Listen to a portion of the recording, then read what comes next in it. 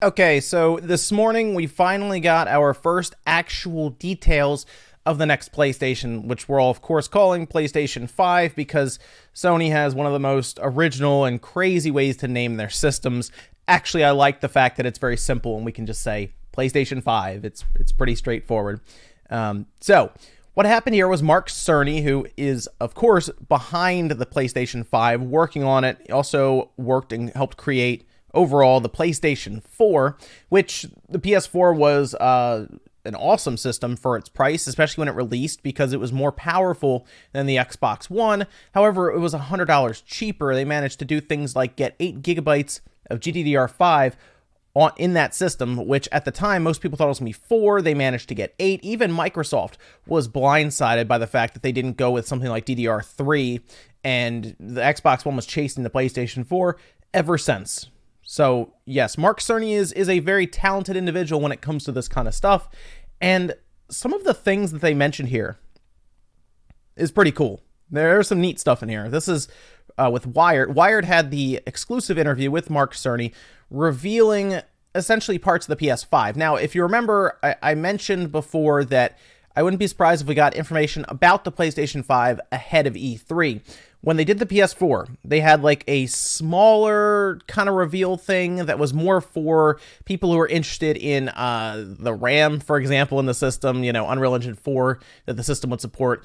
That was in February of the year it came out, and then obviously later on at E3, they revealed it, and then at the end of the year, they launched it. Now, Mark Cerny does flat out say, no 2019, obviously. I think most of us weren't expecting it to come out in 2019 because there's still a lot of games that we expect to release. But I also don't think that means that we're going to get a holiday 2020 release necessarily.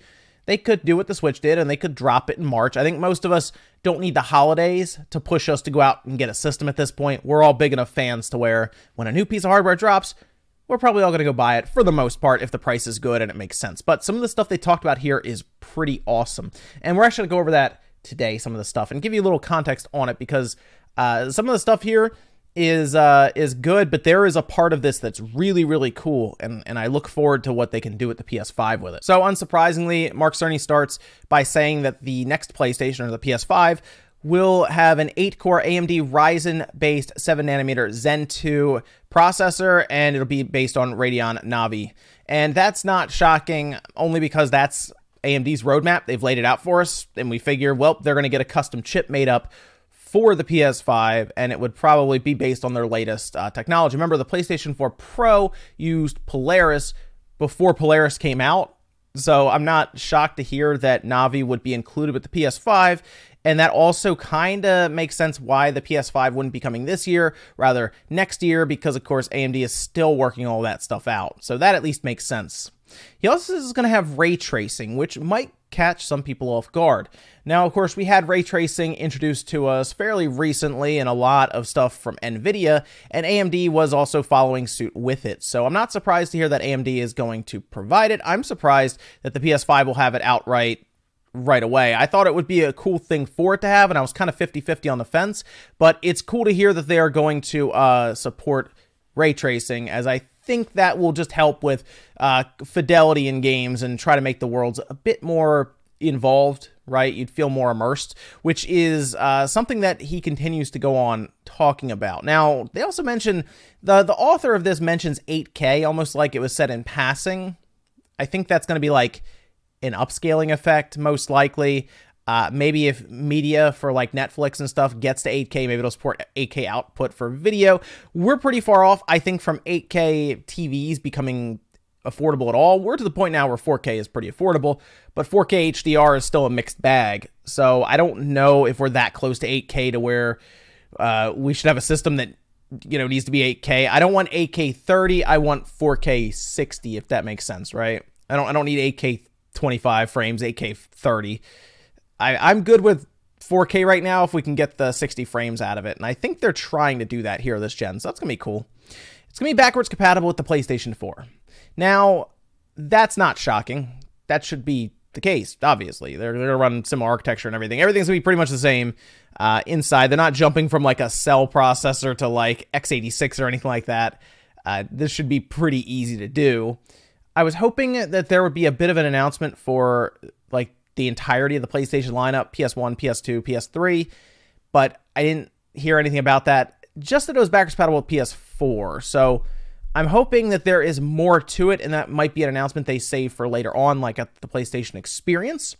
So at least PS4 is there, which is good, because that means that if like The Last of Us 2 comes out, right, like maybe a few months before the PS5 comes out, you won't have to think too much about keeping your PS4 plugged in, because the PS5 will pretty much be a drop-in replacement for your PS4 at that point. So that's awesome. That's great. It will have physical media. Again, not surprising. I didn't think we would go all digital yet. I think it's going to be a generation after that. So whatever the PlayStation 6 ends up being, that will probably be all digital at that point. So that's my feeling on that one. Here's where things start to get kind of interesting with this whole thing. It talks about an SSD. So a solid state drive, of course, is what a lot of people use now. Like most of us have either M.2 in our NVMe in our computers. We have solid state drives in our laptops, maybe in our desktops, the 2.5-inch drives that are not mechanical to the point where they're spinning like old hard drives that we used to use at this point back in the day, or maybe you use for larger storage. No, these of course are very quick access time drives, and generally they're faster in terms of, transferring data and everything as well. Well, apparently, and this is something that I heard a while ago, and I was waiting to hear more about this, and I have a feeling how they're going to do it, and it might not be as exciting to a lot of people for how they're going to do it, but an SSD, a solid-state drive, will be included with the PlayStation 4, and I don't think it's going to have a mechanical drive. I think it's just going to be just a solid-state drive. And here's the thing. I don't think it's necessarily going to be a drive like you might be picturing in your head right now. I think it's literally going to be chips soldered to the board. Like, I think they're going to solder it as close to whatever spot they need it for data access, and it's going to be, according to him, much faster than what we know now for solid-state drives in our computers, because, of course, generally you have an interface to go through, right? And it's not, like, programs aren't designed with a solid-state in mind.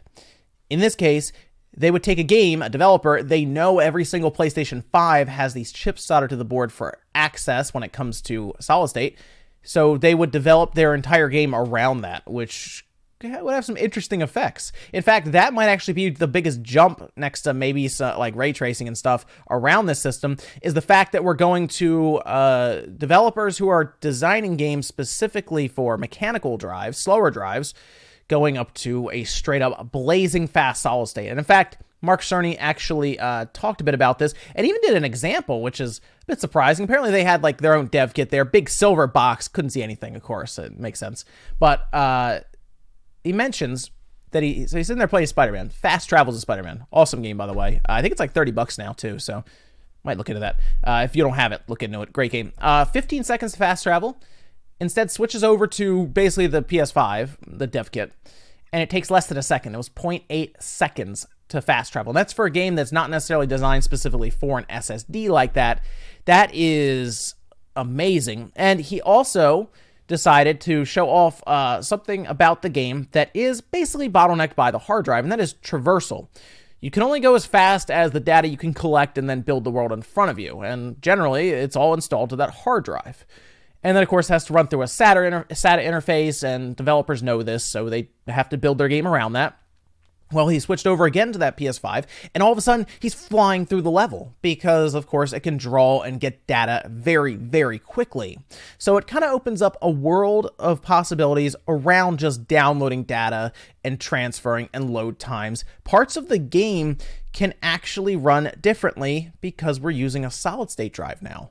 That is amazing. Like, I'm very, very curious because we only know solid states as we're allowed to know them, basically, essentially. So programs are not really designed around them even to this day, whereas this system would be completely designed around an SSD that is, according to him, like 19 times faster than SSDs that we know now, just because of the way they're going to set up and design around this thing. That's really cool. Now, they asked about the PlayStation VR as well, because I think there is another PlayStation VR headset, and I think that's something they're going to talk about another time. But he did say that the current one will be compatible with this system. I don't know about that. I mean, I guess it's fine, but I do want the next PlayStation VR to be like the next big jump, right? I do. I want them to really make this jump and it be like insane. So we'll see about that one. But the other thing to talk about is audio. So they're going to focus heavily on the audio being basically more surround sound enabled and set up so developers can take advantage of that. And for the most part, we got a nice little look, quick look, I would say, at the PS5. There's still a lot of info when it comes to RAM. They did not talk about how much memory is going to be in this thing with the solid state, or how much system memory is going to be available for RAM, like GDDR6, for example, is going to be GDDR5X. I assume it's going to be 6, but how much? Is it like 12 gigabytes? Is it 16? There's a lot of questions still to be had here. How powerful is it actually going to be? What's it going to make games look like? Is there going to be some sort of PS5 patch for every PS4 game? Or at least is it going to be able to upscale and change things and smooth it out so it's native 4K to the best that it can? A lot of questions here. And then the biggest one, and this is going to be an interesting one, is price. How much is this thing going to cost if it's going to have a solid state drive baked into the system? It's going to have a Ryzen based 8-core Zen 2 with Navi based in it. That's going to be the big question, because the PlayStation 4 Pro it did cut costs with different things. It cut costs obviously with its CPU. Doesn't look to be the case here. It looks like they're going to go pretty heavily on that CPU. They're going to have a solid state drive in there. So I do question if they can get this thing to $400. I do. I question this right now. I'm looking at this. I'm like, I don't know if they can get it there. I don't think Sony wants to lose money on this stuff. I also don't think they want to charge $500 because I think they're a bit concerned about it being $500 when it comes out the gate. Price is one of the most important things. And if they could announce this, by the way, at $400, that would be mind-blowing. That would be to the point where I would be shocked myself, and I'm sure some of you would be, especially if this comes out and it's like an 11 or 12 teraflop machine and it's $400. It's going to sell tremendously well. But can Sony get it there? That's the question. Because this is all from Mark Cerny himself, official. It's not like, a paste bin leak or something. This is it.